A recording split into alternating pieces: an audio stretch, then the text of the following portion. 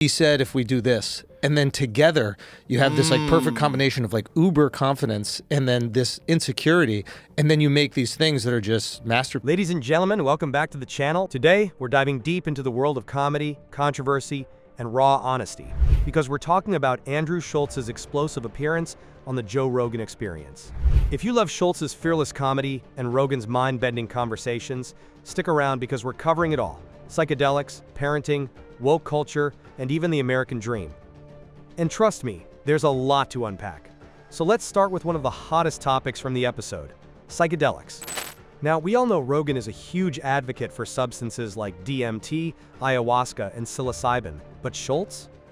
Well, he had a hilarious take on the whole spiritual elitism that comes with it. He pointed out that some people treat ayahuasca like it's a VIP pass to enlightenment, while mushrooms are for the casuals. According to Schulz, too many people think psychedelics are a cheat code to life's problems when, in reality, they're just looking for a shortcut after a string of failures. Classic Schulz, calling out the nonsense while making us laugh. Schulz's take resonates with a lot of people who see the psychedelic movement as becoming more about status than self-discovery. There's no doubt that substances like ayahuasca can have profound effects, but when people start treating them as a spiritual badge of honor rather than a personal journey, the meaning gets lost. And that's exactly what Schulz was pointing out: how certain individuals want the experience without the real inner work. So what do you think? Is psychedelics culture getting a little too self-righteous? Drop your thoughts in the comments. Next up, let's talk about comedy and how Schulz sees it as a mix of confidence and cynicism. Now, Rogan and Schulz both agree. Being a little cynical helps a comedian see through the BS, but Schulz also believes that too much cynicism can actually hurt creativity. You're a kid in the city, and then you go from that to being a stand-up comedian. So you're a nighttime nightclub guy, like the whole baby crying, like, oh Jesus. Yeah. It's like, whoa, some bad decision making going on over there. Yeah. And here's something cool. Schulz gave some insight into how he writes jokes. He believes comedy should be collaborative, where friends and fellow comedians challenge each other to improve material. So next time you hear a flawless joke from Schulz, just know it probably went through a brutal roast session first.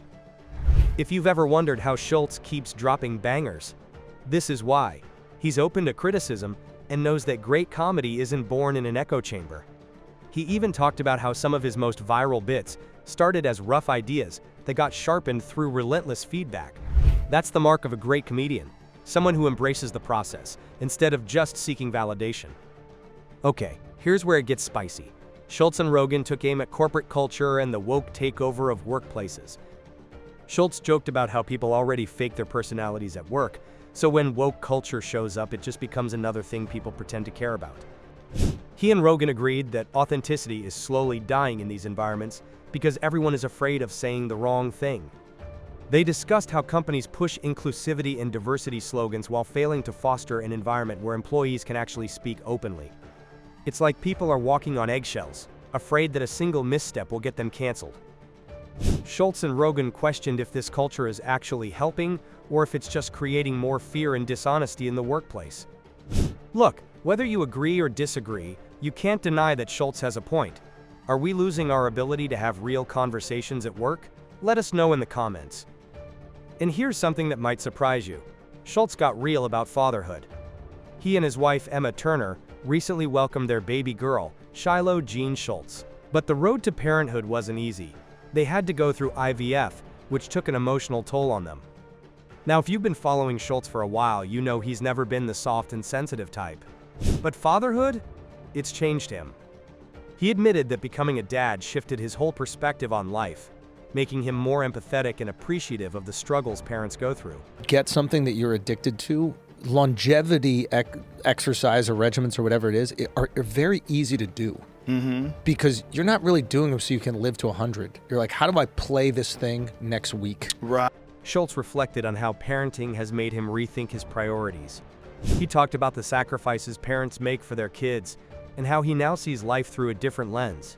He even joked that before having a child, he thought he understood exhaustion, but now he truly gets it. And here's a cool detail. Schulz even built some of this experience into his latest Netflix special, Life.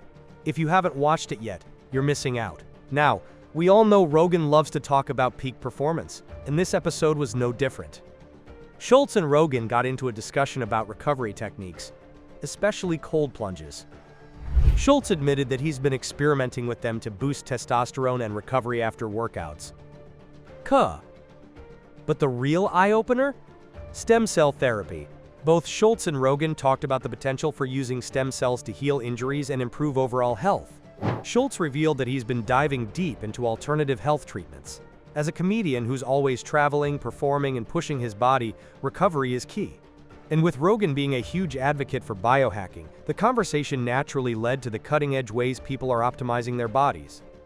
So are we about to see Schulz turn into a biohacking beast? Who knows, but it's clear that he's getting more into health and recovery. One of the most interesting moments in the podcast was when Schulz questioned the whole idea of the American dream. He argued that not everyone needs to chase massive ambitions. Sometimes, there's real value in sticking to traditional roles and living a stable, fulfilling life. You can create that same level of benevolence without leaking too much money. Yeah, it has to be done for the right reasons, the right way, with the right people. And that was what we pulled off at the mothership because I was able to get everybody from California. But also I knew that that was the formula because it was kind of like the heart and soul of the store. It was like the people that were the coolest people. It's an interesting take, especially in a world that constantly tells us to go bigger.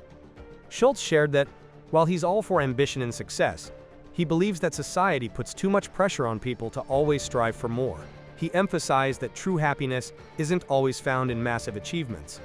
It can also be in raising a family, building a community, or simply living a balanced life. What do you guys think? Is Schulz onto something, or should we always be pushing for more? Let us know in the comments. Alright, before we wrap up, let's talk about Andrew Schulz's lifestyle and success. This guy has built a comedy empire, stand-up specials, podcasts, YouTube content, and even acting gigs. As of 2024, his net worth sits at around $4 million, and he reportedly makes over $1 million a year just from Patreon subscribers. On top of that, Schulz is a family man now, and his wife, Emma Turner, is an AI program manager at Apple. Talk about a power couple. And let's not forget, Schulz's work ethic is insane. He's constantly putting out content, touring, and pushing creative boundaries. He's proof that consistency and taking risks can lead to success, even in an industry as unpredictable as comedy. So there you have it, Andrew Schulz's unforgettable JRE appearance, his hilarious takes on life, and the personal side of one of the boldest comedians in the game. If you enjoyed this breakdown, don't forget to like, subscribe, and hit that notification bell for more deep dives into the world of comedy, culture, and controversy. And hey, if you're a real Rogan fan, check out this next video.